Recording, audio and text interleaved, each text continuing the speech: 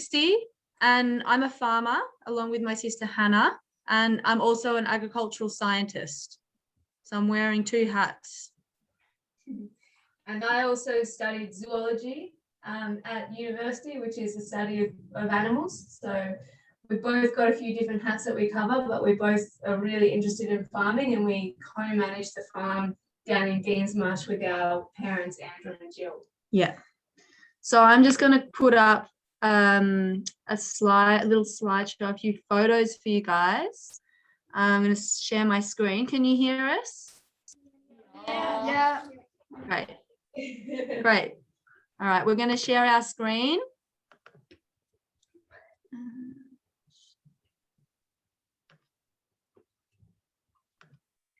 Okay. All right, so this is the logo of our farm, Yan Yan Gurt West Farm. And do you want to describe a little bit about that? Yeah, so you can see on this logo here, can anyone see a sheep on there? Yeah.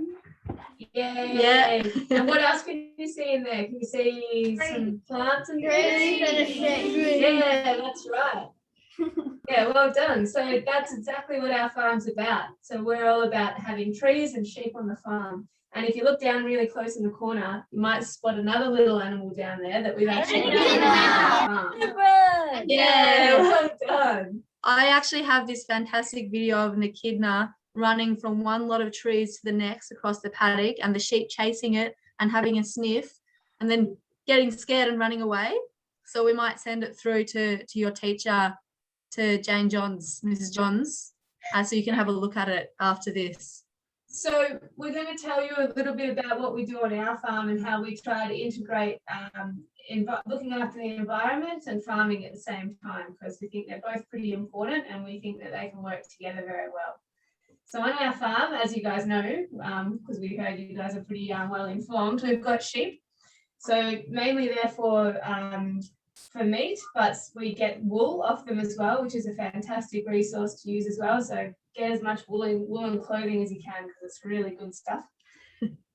So we have first cross ewes, and you can see some of them here, and we've got Highlanders, which are a type of sheep as well. So we've just brought in the Highlander breed because they're a little bit more well suited to our environment. So they can handle those wet, cold winters a little bit more. They've got big, long fleeces, and they've got strong feet, which means they don't get sore feet when it gets wet.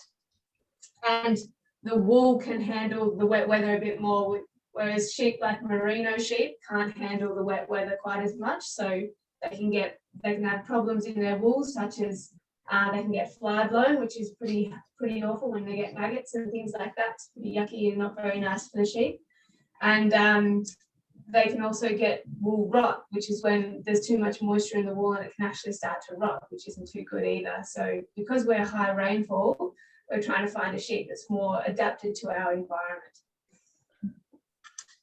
And some of the plants that we have on our farm is lots of different types of trees, mostly native trees, because they're more suited to our environment. They grow really well where we are and on the specific soil types that we have. We also have a lot of understory, like small bushes and things like that are good homes for the birds and the insects in our plantations. And we have trees, some of the trees are also adapted to not needing a lot of water, because although we are high rainfall compared to some farms in Victoria, we also don't have as much with climate change. So we're losing the amount of rain that we have.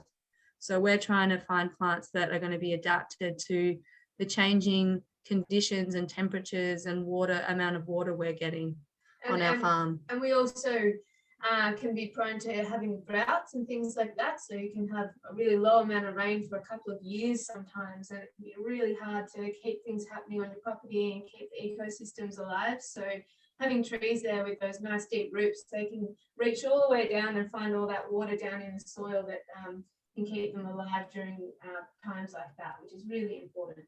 Yeah, and another reason that we've got lots of different types of trees on our farm is that a lot of the farmland was cleared when the colonial white people first came, and they caused a lot of issues. They caused a lot of erosion and salting and degradation of the soil and these sorts of things. So it's really important for us to be putting lots of different trees back into the environment to try and help with these issues.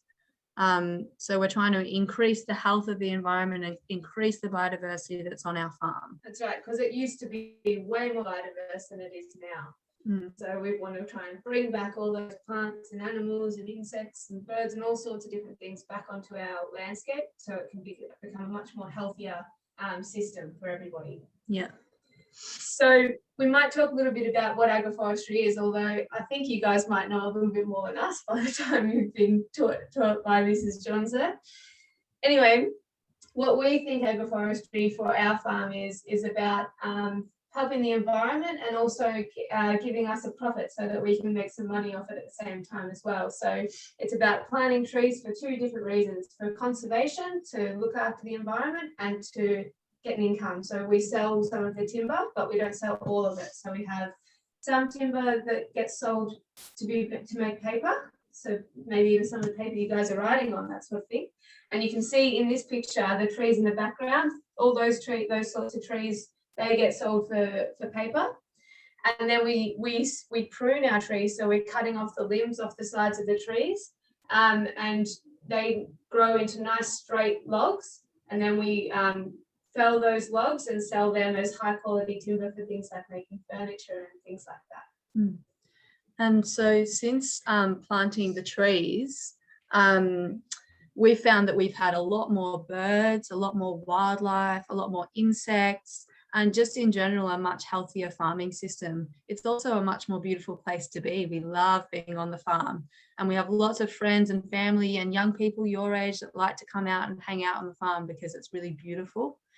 The other thing that we've seen happen since we've planted trees is that we've helped deal with a lot of the issues that were brought about by clearing the trees. So we've stopped a lot of the erosion that's happening, the loss of the soil.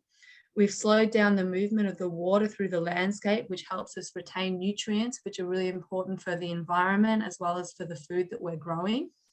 And we've also helped with some of the salting issues. So we've stopped the salting from getting any worse by putting in salt tolerant species. That means a plant that can grow in a salty environment and exclude the salt from its roots.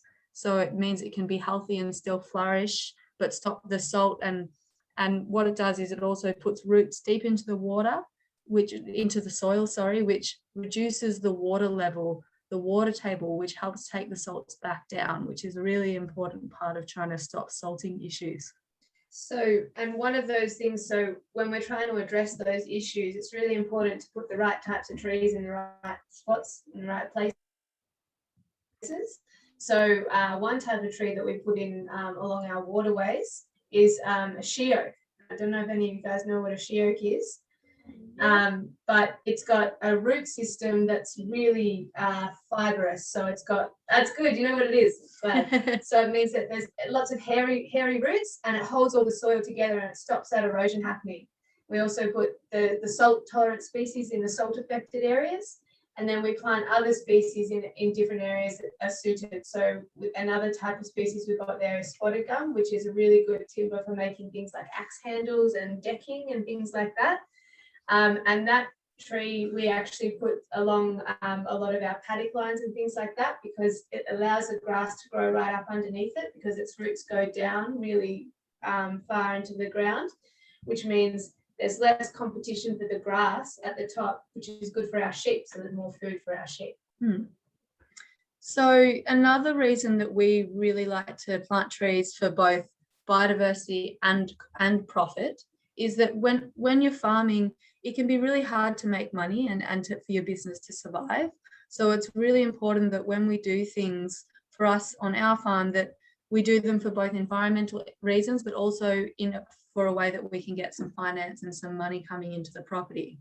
So what we do with our farming system is we divide all the different types of soils that we have on the farm, and we use those lines where the soils change to put the trees. So we put nice wide plantations where we have lots of biodiversity and different types of trees in the center. And then we put agroforestry rows, which is the timber that we prune prune. So like Hannah was saying earlier, we prune them high, so we get nice high quality timber, big logs that we can then harvest. So we leave the biodiversity trees there, and when the agroforestry trees are big enough, we'll cut them down and we'll mill them and we'll sell them for a financial return. But we'll always replace those trees, and we're not taking all the trees out at the same time. So that's how we can have sustainable agroforestry systems in our farms. And that's a really, really important point, that you can plant trees on your farm for both biodiversity and for profit. And you can have both those things. It's not one or the other, which has been an issue in our agricultural system, where people think you either make money or you look after the environment. Well, we're saying, no, we can do both. And we're proving that. So that's really exciting. That's right. And the other thing that it benefits as well, which also benefits us financially and environmentally, is that the trees on our property are aiding our sheep. So when it's really hot, they can get shade. We have shade nearly all times of the day. Wherever the sun is, the sheep can usually get to some shade, which is great because most of our paddocks are completely surrounded by trees. So that's really important for sheep, because when it gets to about 20 degrees, which isn't that warm, they start looking for shade. So it means they'll drink less water and they'll use less energy if they can have a little bit of shade there for them to get under. The other thing is shelter. So it's really important, especially at lambing time. So you've got all these little baby lambs running around, and I don't know if you guys have seen lambs, but they're really small and they don't have much wool on them when they're born. So if it gets windy and it's wet, they can get really cold really quickly and they can actually die. So if you've got trees there that can stop the wind, it means that the lambs will stay warmer and they'll survive better.